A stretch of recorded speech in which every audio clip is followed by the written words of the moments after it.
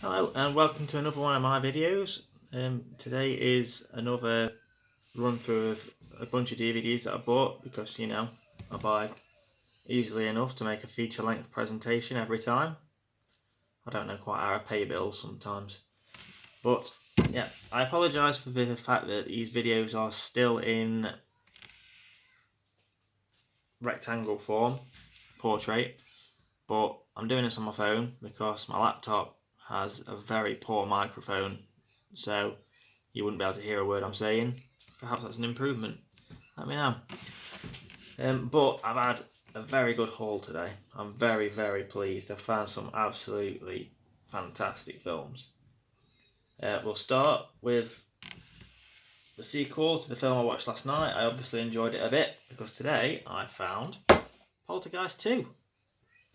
It's still the same creepy looking little girl, which is always good. Who else is in it? Nobody I really know the name of. Well, still, pretty cool. Poltergeist 2 of the other side. No Tobe Hooper on this one. No Steven Spielberg on this one. So, we'll see. Maybe it'll be good. I'm going to try and whip through these a touch faster. Most of these today are sequels or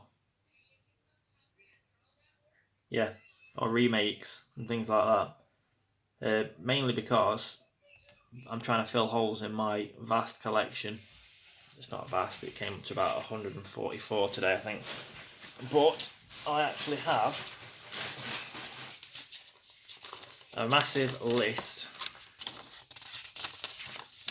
of DVDs that all this list is, honestly, all this list is are spin-offs and sequels of films that I already own that I need to buy to fill up that collection. So I think the first time I made this list, it was 113 films I was yet to find. Exciting times. And some of those are right here. I've had a very good day, I've ticked off a lot today. The next one was I Spit on Your Grave 3. We recently watched the original I Spit on Your Grave, which was good. A bit dated, but I think it was 1973 it first came out. Designated as a video nasty by the moral, upstanding Tory government of the time, and banned subsequently. But after various cuts and then being uncut and messing about, it came back in its full glory. Sadly that's a debatable term. The one that I purchased was quite heavily cut, and a lot of the sexual violence scenes and such had been brutally hacked out, like as in a big gap in the video recording with a repetitive loop of two face scenes of two guys, and that was just disappointing. But the remake I have seen before was brutal and very good. So, and I found number 2 the other day. Now I've got number 3. So I've got high hopes for this. It looks good. It's meant to be about the original girl from the first film coming back to wreak a little bit more vengeance on men of the world. Well, rapists of the world. Let's be particular. Next one, another Wes Craven classic, and I mean, I'm a big fan of Wes Craven's work. It's one of his earlier ones. The Last House on the Left. Another designated video nasty, banned by the moral, upstanding Tory government of the era. This one was released in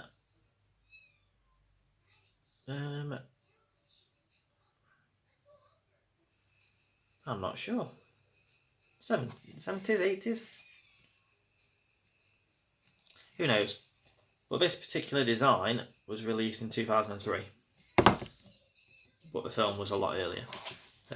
I've seen it once upon a time, quite a long time ago, so I'm looking forward to watching it again, refreshing myself on it. Wes Craven is just a master at the genre, so it's going to be good. That's all I need to know. But yeah, I actually already have this film in a box set called The Box of the Band, along with some other delightful titles, including The Evil Dead, I Spit on Your Grave, the early edition.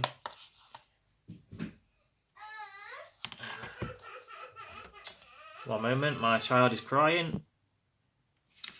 Sorry about that. She had attempted to climb over a settee to access the bag to get at some biscuits and fell. Full of sense, that kid. Now then, next, I found one of a particular group of films that I'm attempting to collect at the moment, and those are Vipco's Scream Time collection. And this one's called City of the Living Dead. I've got no idea if it's any good. I've never heard of the film, but I have heard of Vipco's Screen Time collection. It's a collection of films released by some pretty dodgy old directors, and yeah, hopefully it'll be good. But yeah, very much gore fest, slasher sort of really dark films, these ones. So yeah, maybe it'll be good. I'll find out. Next is a part 3 of one of the world's most famous horror franchises, Friday the 13th. Gotta love Jason Voorhees, haven't you? He's just awesome. One of my favourite, other than Michael Myers, probably my favourite bad guy. Like, yeah, Jason should have beaten Freddy. I don't care what you think. Jason's much more badass.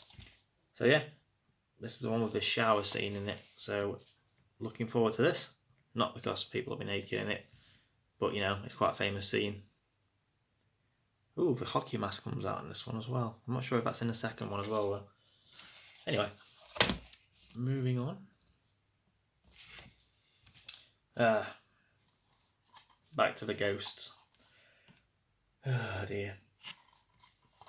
Insidious 3. We watched Insidious 1 quite recently, and I picked up Insidious 2 last week, I think, or the week before. Probably the week before. And it did me and Charlotte pretty bad. It scared the daylights out of us pretty bad. And I'm quite looking forward to doing it all over again and watching Insidious Part 2. Yep. What else have we got? I'm feeling this start to fray a little bit, so I'm trying to keep going. Now, this is one that I've been excited about. One of me and Charlotte's favourite ghost films that wrecked us for a long time was Grave Encounters. If you haven't watched it, watch the trailer. You see all the scary parts you need to in that. That is basically a collection of the film's scariest moments poured into a trailer. It was a bit of a waste making a film after that. So today, I found Grave Encounters 2. Look at that for a cover. Horrifying, isn't it? So yeah, very excited about this one. Yep. Following one of the biggest horror smash hits of 2011 comes with its terrifying sequel, far darker and more horrifying than ever before. Oh, they got a Ouija board in this one. Crazy cracked open sort of faces.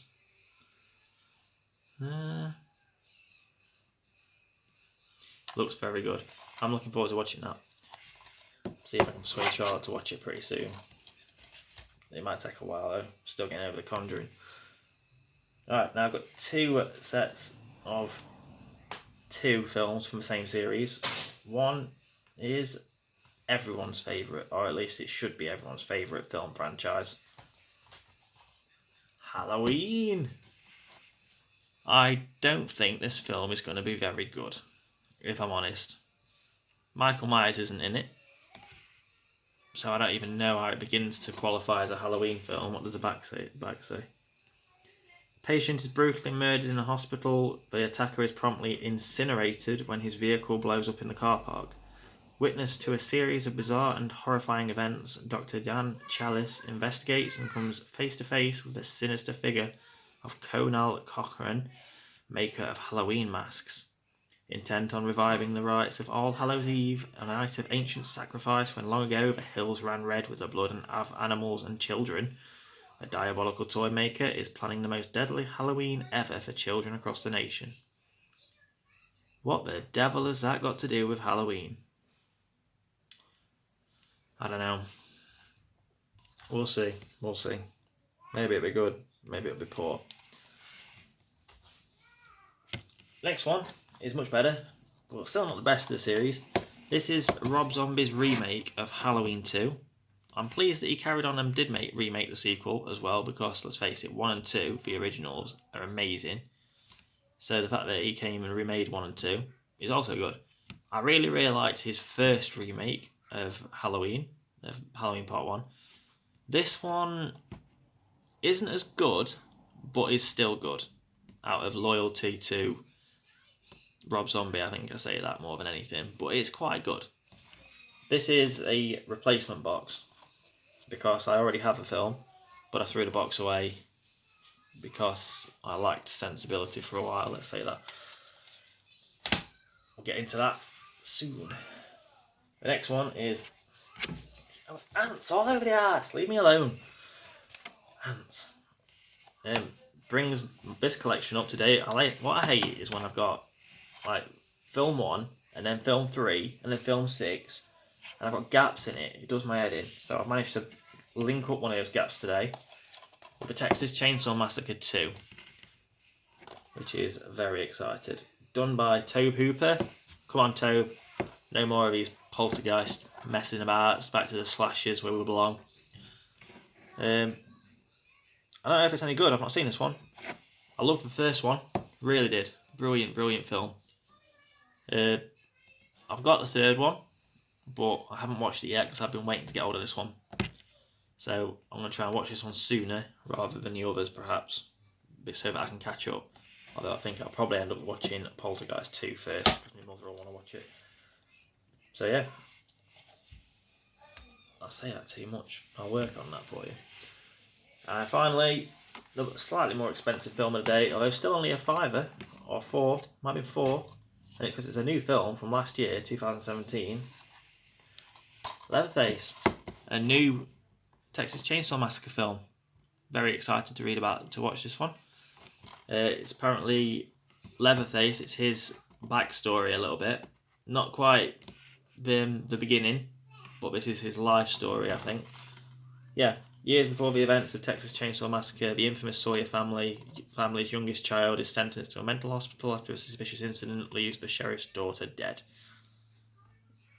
Yeah, pretty standard, really, isn't it? Kidnaps a young nurse, escapes with 3 other inmates, deranged sheriff out to avenge daughter's death. Pretty much like Devil's Rejects a bit by the sounds of it. But it looks brilliant. It's got Stephen Dorff in it from Blade, and Lily Taylor from The Conjuring. Finn Jones from Game of Thrones. Don't remember that one. But yeah, good acted. Hopefully, it'll be good. This looks good. Right, we'll leave it at that, because, oh Jesus, that's 13 minutes. It's dragged on. I'll leave it at that. The next one I'll be doing will probably be a few reviews rather than buying films, because I've spent a lot of money on films this week. And I have to kind of put a lid on that for a little bit, otherwise I'll be in trouble with a bank manager or my wife on a lesser scale. I don't know. Someone will come and tell me off. Someone needs to come and tell me off. This is getting silly. So right, let's cut it off there. Thanks for watching, and I'll see you again soon.